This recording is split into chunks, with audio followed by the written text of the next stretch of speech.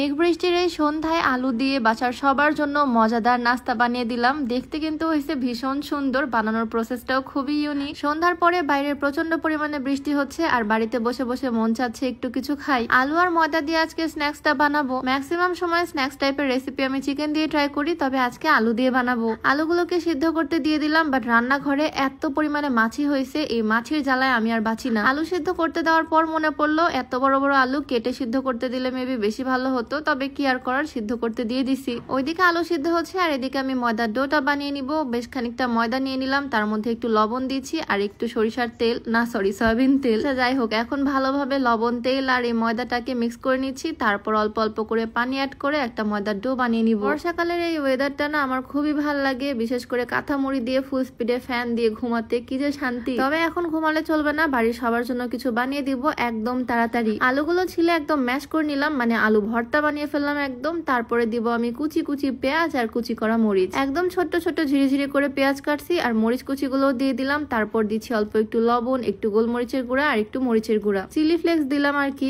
শুকনা মরিচ, গোলমরিচ এই জিনিসগুলো আমি সবসময় গুঁড়া করে রেখে দেই, তাই গুঁড়া করার জন্য আমি নতুন এই ব্লেন্ডারটা নিছি। জিরা, ধনিয়া থেকে শুরু করে সবকিছু এটাতে গুঁড়া করা যাবে। আমি ভিডিও দেখে অর্ডার করছি আর এটা দুইটা লেয়ার আছে। প্রথমে আমি শুকনা মরিচ দিলাম, দেখা যাক কেমন গুঁড়া হয়। আমি চিলি ফ্লেক্স বানিয়ে নিচ্ছি, সুন্দর করে গুঁড়া হয়ে গেল দেখো, খুব অল্প টাইমের মধ্যেই। আর একটু গুঁড়া করলে একদম পাউডার হয়ে যেত, তবে আমি এরকমই রাখলাম। ওপরের এই লেয়ারটাতে সবকিছু পেস্ট করা যায়, আমি পেঁয়াজ পেস্ট করতে দিয়ে দিলাম, মানে 2 in 1 সিস্টেম আর কি, একটা ব্লেন্ডারে 2 কাজ করা যাবে। ব্লেন্ড মোটামুটি ভালোই হয়েছে, তবে গুঁড়া করার জন্য এটা বেস্ট। এটা তোমরা রিস্ট ফেসবুক পেজ থেকে পাবা, পেজটা আমি ডেসক্রিপশনে মেনশন করে দিব। যাই হোক, আলু ভর্তার মধ্যে এদিকে পেঁয়াজ, মরিচ আর গুঁড়া মশলাগুলো সব দিয়ে ভালোভাবে এখন মিক্স করে নিচ্ছি। তেল আমি অ্যাড করিনি। আর এদিকে যে ময়দার ডোটা বানিয়ে রাখছিলাম, এখান থেকে 4 ভাগ করে নিলাম, মানে 4টা রুটি বানাবো। আমাদের বাসায় মেম্বার আমরা অনেকজন, তাই বেশি করেই বানাচ্ছি। তেল দিয়ে ডোটা বানাইছি একদম সফট, সুন্দর করে গোল একটা রুটি বানিয়ে নিছি। তার মধ্যে এখন আলুর ভর্তাটা ভালোভাবে ছড়িয়ে দিচ্ছি। পুরো রুটিতে আলু ভর্তাটা ছড়িয়ে দিচ্ছি আর আরেকটা রুটি দিয়ে এই রুটিটাকে চাপা দিয়ে দিব।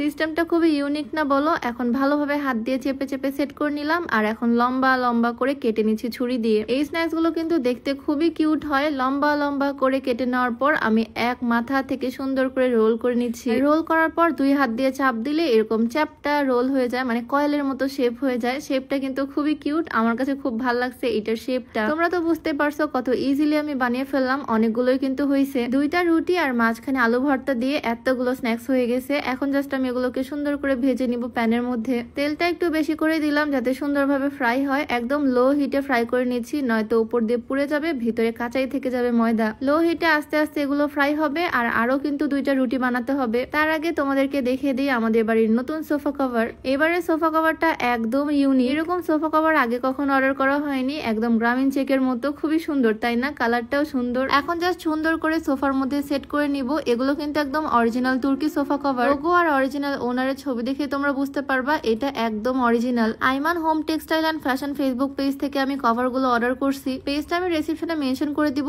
তোমরাও চাইলে তোমাদের ফার্নিচারের জন্য কভার অর্ডার করতে পারো তাদের পেজ থেকে। তাদের পেজে কিন্তু আফটার সেল সার্ভিস থাকছে, মানে কোনো রকমের সমস্যা হলে তাদেরকে তোমরা জানাতে পারবা, রিটার্ন এক্সচেঞ্জ করতে পারবা। তো যাই হোক, এই হচ্ছে আমার আলুর স্ন্যাক্স গুলো। 2 পারে সুন্দর করে ব্রাউন করে ভেজে নিছি। এখন কিন্তু খুবই ক্রিস্পি হয়েছে। আর যে কোনো স্ন্যাক্স এর সাথে সস ছাড়া তো আমার চলেই না। আর ফার্স্ট বানিয়ে আমি আমার হাজবেন্ডের কাছেই দিলাম, দেখি তার রিয়াকশন কেমন হয়। ও তো এই জিনিসগুলো দেখে খুব পছন্দ করছে, মানে জিনিসগুলো কিউট হয়েছে দেখতে। গোল গোল চাকতির মতো একদম এইরকম একটা পটকা পাওয়া যায়, আমরা রোজার ঈদে ফাটাইছিলাম। আর এটা যেহেতু অনেক ক্রিস্পি হয়েছে উপর থেকে আর ভিতরে আলু দেওয়া, খেতেও অনেক মজা। অনেকগুলোই তো বানাইছি, বাট আরো অনেকগুলো বানানোর আছে। ওই যে বললাম বাড়ির সবার জন্যই বানাবো। এইবারও 2টা রুটি সুন্দর করে বেলে নিয়ে একটার মধ্যে একটা, মাঝখানে আলুর পুর সুন্দর করে দিয়ে কেটে কেটে রোল করে বানিয়ে ফেলছি। এইবার আর তোমাদেরকে ডিটেলসে দেখালাম না, সেম প্রসেসে বানিয়ে ভেজে ফেললাম। তোমরাই বলো তো তোমাদের কাছে কেমন লাগতেছে এটা দেখতে। চাইলে কিন্তু ট্রাই করতে পারো। তো আজকের ভিডিও এখানেই শেষ করছি, আবারও দেখা হয়ে যাবে নতুন কোনো ভিডিওতে। সবাইকে আল্লাহ হাফেজ।